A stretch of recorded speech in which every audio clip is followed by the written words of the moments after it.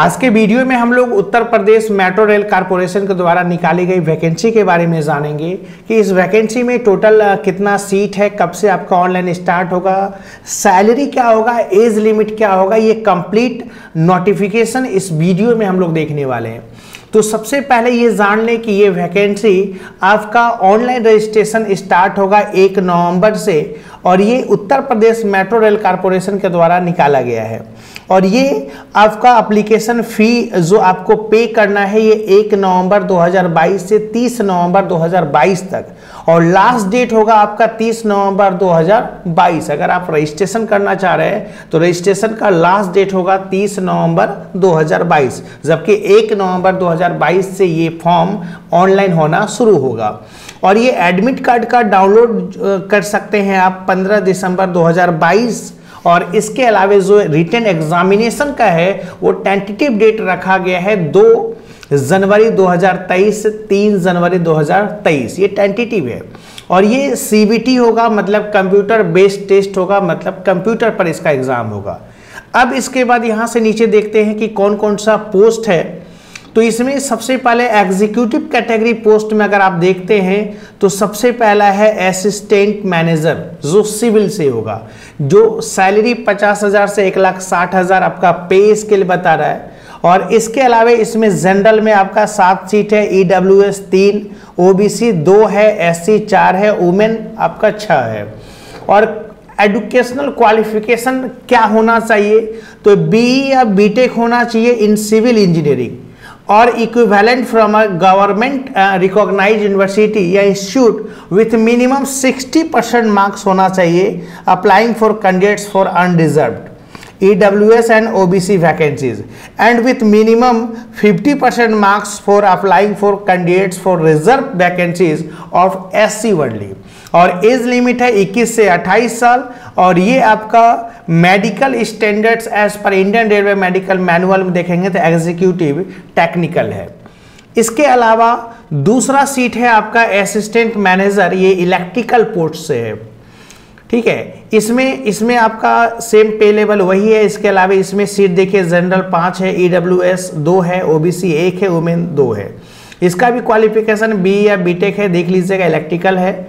मतलब ट्रेड अगर अलग पोस्ट के लिए है तो इसका ट्रेड भी अलग कर दिया। इसका भी एज लिमिट 21 से 28 साल है। इसके अलावा असिस्टेंट मैनेजर SNT है, इसका भी 50,000 से 1,60,000 पे स्केल है। और इसमें सीट इस तरह से क्वालिफिकेशन ये है, एज आपका 21 से 28 साल। जब आप इस फॉर्म को फिल करेंगे तो अच्छे से आप अपने क्वालिफिकेशन के अनुसार आप अपने पोस्ट को, अपने सीट को, पे स्केल, एज, ये सब सारा आप ध्यान में रखेंगे। इसके अलावा है अकाउंट असिस्टेंट मैनेजर का, जो अकाउंट सेक्शन से अकाउंट पोस्ट के लिए है। इसमें आपका जनरल सिर्फ 1 सीट है और ये है आपका CA होना चाहिए from the institute of chartered accountants of India और ICWA, ठीक है, from the institute of cost accountants of India. No minimum percentage of marks is required. Age 21 से 28 साल है, एग्जीक्यूटिव नॉन टेक्निकल है। और अगर हम यहाँ से नॉन एग्जीक्यूटिव कैटेगरी पोस्ट के लिए अगर हम देखते हैं तो इसमें भी आपका ढेर सारा है, जैसे कि जूनियर इंजीनियर सिविल के लिए, जूनियर इंजीनियर इलेक्ट्रिकल के लिए, जूनियर इंजीनियर SNT के लिए, जिसमें आपका पे स्केल इन सभी का सेम है। और जबकि सीट में बदलाव किया गया, नंबर ऑफ वैकेंसीज में बदलाव किया गया है। जनरल आपका 20 सीट है, इसमें आपका जनरल 17 सीट है और इसमें जनरल आपका 7 सीट है। EWS इसमें 2 सीट है, OBC 12 है। इसमें EWS 7 सीट है तो OBC 12 ही है, SC 12, ST 1 है, वुमेन 10 है, ESM 4 है और DFF आपका 1 है। तो इस तरह से जो भी आपका पोस्ट होगा जिसके लिए आप अप्लाई करेंगे, जो आपका क्वालिफिकेशन है उसके अनुसार पोस्ट देख लीजिएगा। इसके अलावा सीट देख लीजिएगा, वैकेंसीज देख लीजिएगा और क्वालिफिकेशन क्या होना चाहिए इन सभी के लिए। तो 3 साल आपका डिप्लोमा इन सिविल इंजीनियरिंग और equivalent from a government recognised university institute with minimum 60% marks होना चाहिए जो जनरल कैंडिडेट है या EWS या OBC वैकेंसीज के लिए। और मिनिमम ऑफ 50% होना चाहिए applying for candidates for marks SC/ST candidates के लिए, ठीक है। जो SC/ST कैंडिडेट है वो मिनिमम आपका 50% होना चाहिए, और जो UR है, EWS है, OBC है, उसका 60% होना चाहिए। और ये 3 साल का डिप्लोमा, वो भी सिविल इंजीनियरिंग से। अगर इलेक्ट्रिकल से है तो आपका इलेक्ट्रिकल में सिविल इंजीनियर, आपके इलेक्ट्रिकल में आपका 3 साल का डिप्लोमा होना चाहिए। इसके अलावा अगर जूनियर इंजीनियर SNT के लिए है तो इसके इलेक्ट्रॉनिक्स एंड कम्युनिकेशन, ठीक है, ये होना चाहिए, वो भी 3 साल का डिप्लोमा, ठीक है। अब यहां से थोड़ा इसका एज लिमिट 21 से 28 साल है, NE3। अब यहां से थोड़ा सा 2 और पोस्ट है, एक है आपका अकाउंट असिस्टेंट, एक है ऑफिस असिस्टेंट। अकाउंट असिस्टेंट के लिए OBC का 1 सीट है, ST का 1 सीट है, और ऑफिस असिस्टेंट के लिए सिर्फ 1 सीट है, और इसका पे स्केल 25,000 से 51,000 है, और इसका क्वालिफिकेशन 3 या 4 year graduation in any discipline from government recognised university institute या मिनिमम ऑफ 60% मार्क्स, मतलब 3 साल या 4 साल का ग्रेजुएशन डिग्री होना चाहिए, वो भी रिकॉग्नाइज्ड यूनिवर्सिटी से, जिसमें मिनिमम मार्क्स होना चाहिए आपका 60%। एज कितना दे दिया, 21 से 28 साल। और थोड़ा सा हम यहाँ से नीचे करते हैं तो क्वालिफिकेशन वगैरह तो ये सब सारा हम लोग देख ही लिए। सिलेक्शन प्रोसेस में क्या कर रहा है ये सब देख लीजिएगा कि आपका 2 स्टेज में प्रोसेस होगा, जिसमें रिटेन टेस्ट, इसके अलावा फॉलोड बाय डॉक्यूमेंट वेरिफिकेशन, इसके अलावा medical examination in executive technical category में, ठीक है। और इसमें आपका इसमें भी रिटेन टेस्ट है, डॉक्यूमेंट वेरिफिकेशन है, मेडिकल एग्जामिनेशन है in executive in non technical category, ठीक है। ये सब सारा थोड़ा सा देख लीजिएगा, है ना, आप लोग जो भी फॉर्म फिल कीजिएगा। मेडिकल एग्जामिनेशन, इसके अलावा आपका रिटेन टेस्ट जो होगा वो कंप्यूटर बेस्ड टेस्ट होगा, हम पहले ही चर्चा कर चुके हैं। और ये आपका क्वेश्चन पेपर आपका बायलिंगुअल में होगा, इंग्लिश हिंदी दोनों में होगा, जिसमें आपका इंग्लिश लैंग्वेज, जनरल अवेयरनेस, आपका लॉजिकल एबिलिटी, क्वांटिटी एप्टीट्यूड, इसके अलावा नॉलेज ऑफ द डिसिप्लिन। अगर देखा जाए तो there will be a total of 140 question, 140 question होगा कैटेगरी 1 and 4 के लिए, फ्रॉम एनी 1 और 5, each question carrying equal marks, सब में आपका मार्क्स बराबर है। और इसके बाद there will be negative marking, इसमें जो है ना निगेटिव मार्किंग है, अगर आप गलत आंसर कर देते हैं, प्रत्येक गलत आंसर पर 1/3 मार्क्स विल बी डिडक्टेड, आपका कट जाना है। और पेपर आपका 2 घंटे का होगा। और इसके अलावा examination will be conducted through online computer based CBT mode, यानी जो कंप्यूटर जो ये एग्जाम होगा कंप्यूटर बेस्ड टेस्ट होगा, मतलब CBT मोड होगा, ठीक है।